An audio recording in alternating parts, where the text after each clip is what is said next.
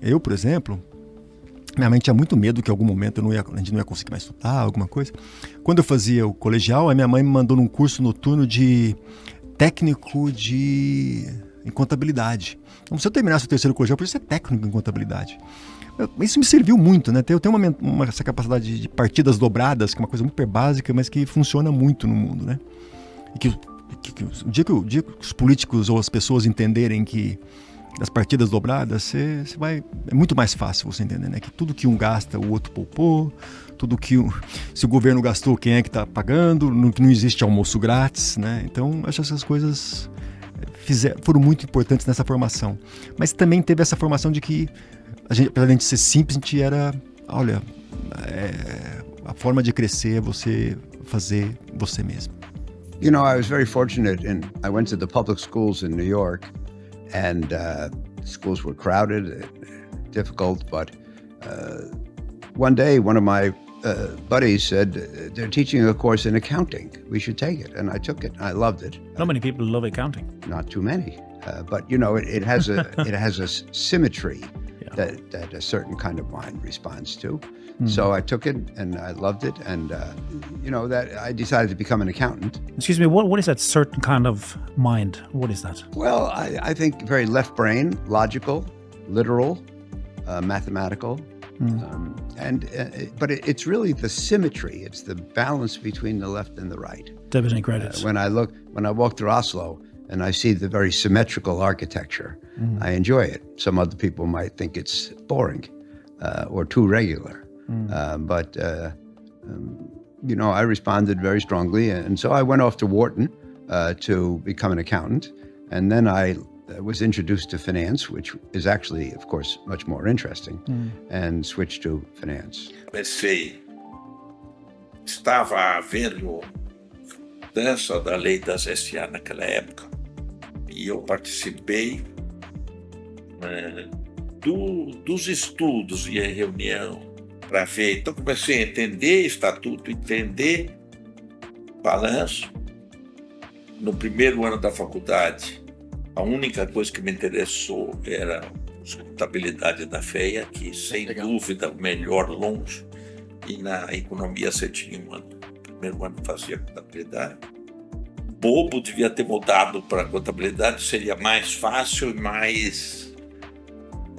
Depois do terceiro ano não aguentava mais, já estava ganhando dinheiro na bolsa.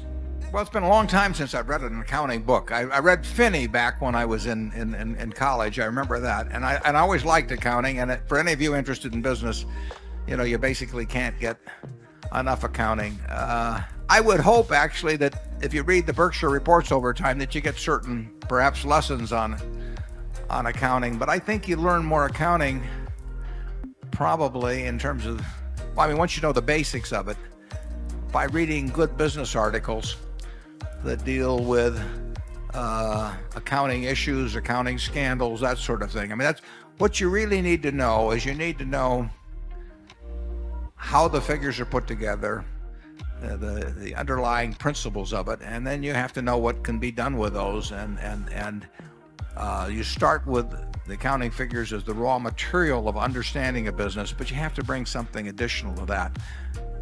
And I can't think of any good books on that subject. I think I've read a lot of good magazine articles that contributed to my knowledge over the years. And I've just, you know, I've read a lot of annual reports and seen what people can do with accounting. And as I've said before, if I don't understand it, I figure it's probably because the management doesn't want me to understand it. And if the management doesn't want me to understand it, there's probably something wrong going on. I mean, people don't obfuscate with numbers, usually without a purpose. And when you run into that, the best thing to do is just stay away. Charlie? Yeah, asking Warren, you know, what good books he knows about accounting would be, it's like asking him what good books does he have about breathing. And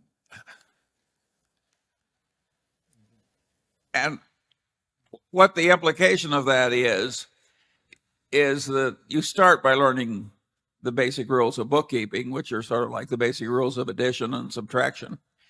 And then you have to spend a lot of time before that accounting gets related to the larger reality. And that's a lifelong process. So a lot of good things have happened to me because of the University of Nebraska. I received a terrific education here.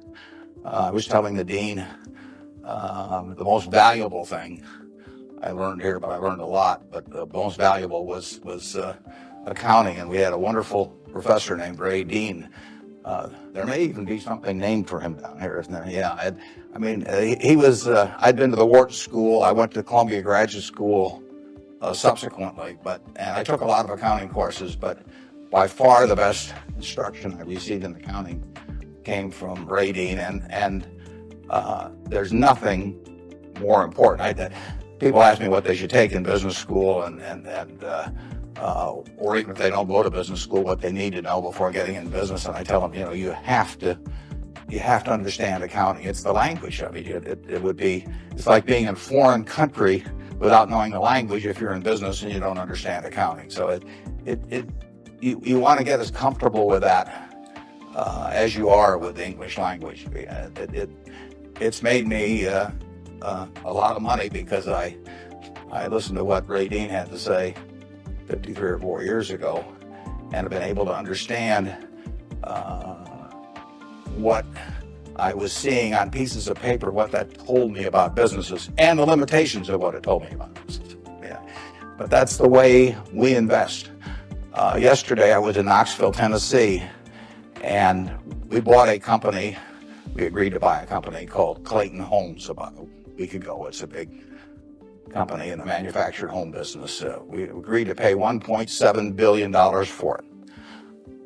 I made that deal over the phone without ever meeting the people there, but I had seen enough through reading 10Ks, 10Qs, annual reports, but looking at figures, what they tell me in terms of the kind of people even running the place, the kind of accounting decisions they make and so on. I was able to make that $1.7 billion transactions over the phone. Yesterday was the first time I met the people, and their board of directors had actually approved the deal a week earlier. So it's, I couldn't have done that if I hadn't have, I had a great time at Ray Dean's class 53 years ago. So if I'm going to tout one thing, aside from this particular leadership class, of course, if I'm going to tout one thing, I would tell you that get comfortable with it. It may not happen the first week or the first month in the class, but get very comfortable with accounting. So that I run into CEOs periodically who really don't understand it. They try to bluff their way through, and you can see in their faces they're frightened almost when somebody hands them a balance sheet or an income statement. They really don't know what it means, and they have to count on somebody else. And that's something you shouldn't count on. We make all our acquisition decisions ourselves. I mean, we don't call in consultants or anybody. We don't call in investment bankers, much to their disgust. No investment banking fees in the Clayton Homes deal, because it's my responsibility running Berkshire to understand enough about our acquisition decisions to make them based on the numbers that I see and what I see there.